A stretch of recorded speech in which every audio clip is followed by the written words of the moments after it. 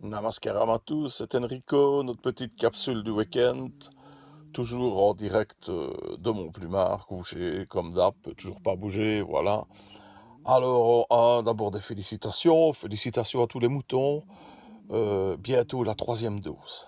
Ouais, je peux pas encore promettre une quatrième, mais on va essayer de vous mettre une quatrième aussi, qui est plus que du vaccin dans vos veines, hein. Alors, VDB, hein, vous voyez qui c'est, VDB, hein, Vandenbroek, Monsieur Augusta. Le vaccin est toujours aussi efficace.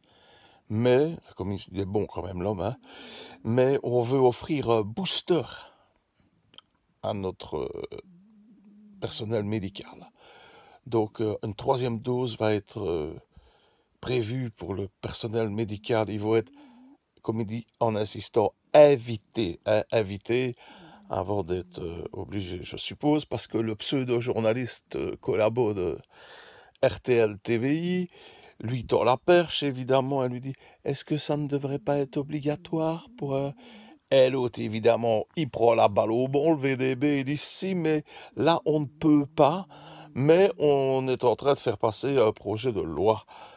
Donc, pour l'année prochaine, ces pauvres gens qui se sont sacrifiés pour nous, qui ont soigné sans masque, sans matériel, qui ont fait des heures, qui n'ont rien touché comme argent en plus, qu'on a pris pour des merdes. Et ben en plus, ils ne veulent pas se faire piquer parce qu'ils sont pas totalement au courant non plus. Eh ben ils seront obligés. C'est ça le remerciement de l'État pour les gens qui travaillent pour eux. Voilà, c'est comme ça. Alors bien sûr, le journaliste continue hein, sur sa lancée. Il est en train de sucer le VDB comme pas possible. Mais par contre, pas un mot sur le pass nazitaire. Rien du tout. Ça, il n'y a pas de souci. On peut continuer à discriminer les gens qui ne sont pas vaccinés. Ce qui est interdit d'ailleurs, parce que tout le monde a le droit de ne pas vouloir se laisser pousser un ARM expérimental dans les veines sans être certain qu'ils ne veulent pas nous zigouiller. Hein? La Thaïlande a réouvert ses portes. Ça, c'est bon pour les vacances.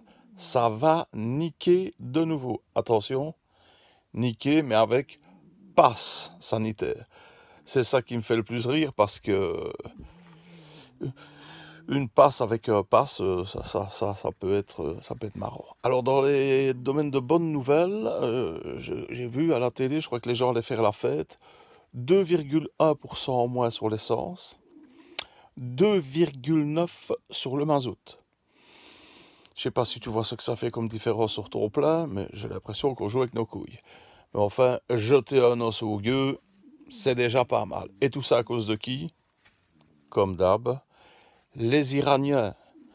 Alors, parce qu'ils nous font chier, ils veulent absolument le nucléaire, à mon avis, ils veulent se faire Israël ou... Enfin, c'est les Iraniens, quoi, hein. Et on leur a lâché un peu la bride, donc ils diminuent un peu le baril, voilà. Donc c'est un peu moins cher, hein. Il suffirait qu'ils leur poussent une nouvelle connerie dans la tête et ça remontera, bien entendu.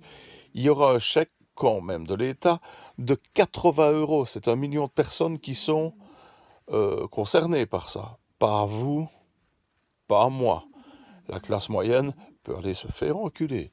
Comme d'habitude, ce sera ceux qui n'ont pas besoin de leur voiture pour aller travailler, sûrement. Mais enfin, bon, ça, c'est l'État, soyons social, nom de Dieu. Hein?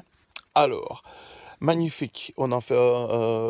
L'État veut que maintenant, bah, c'est pas encore obligatoire, mais ça va se faire, que tous les commerces, pas d'exception, aient box pour payer avec la carte de banque. Ce qui en soi n'est pas mal. Oh, évidemment, RTL interroge les gens qui sont très contents. Oui, c'est mieux la carte. Oui, c'est mieux. Nana, il n'y a qu'une vieille dame qui dit non, moi je me suis déjà fait arnaquer, je m'auto de payer en liquide. On la zappe, on passe au suivant. Si c'est très bien le cash à ça. N'oubliez pas que quand il y aura plus de cash, vous serez l'esclave de l'État. Tu veux manifester? T'as plus de sous. Tu râles pour ça? T'as plus de sous. Tu ne veux pas te faire éjecter n'importe quoi dans le cul? T'as plus de sous. Tu vois le genre, si on supprime le cash, c'est terminé. Bienvenue en Corée du Nord. On n'est déjà pas loin de la Chine. Ça va être génial. le train pour le climat part pour Glasgow, avec ces écolos activistes et aussi les responsables. C'est pas mal en soi, ça va servir à que dalle, mais c'est bien, il faut un beau voyage en train, c'est bien. De toute façon, il n'y a pas d'accord. Pour la Belgique, tout le monde s'est mis d'accord, mais pas la Belgique. Pourquoi?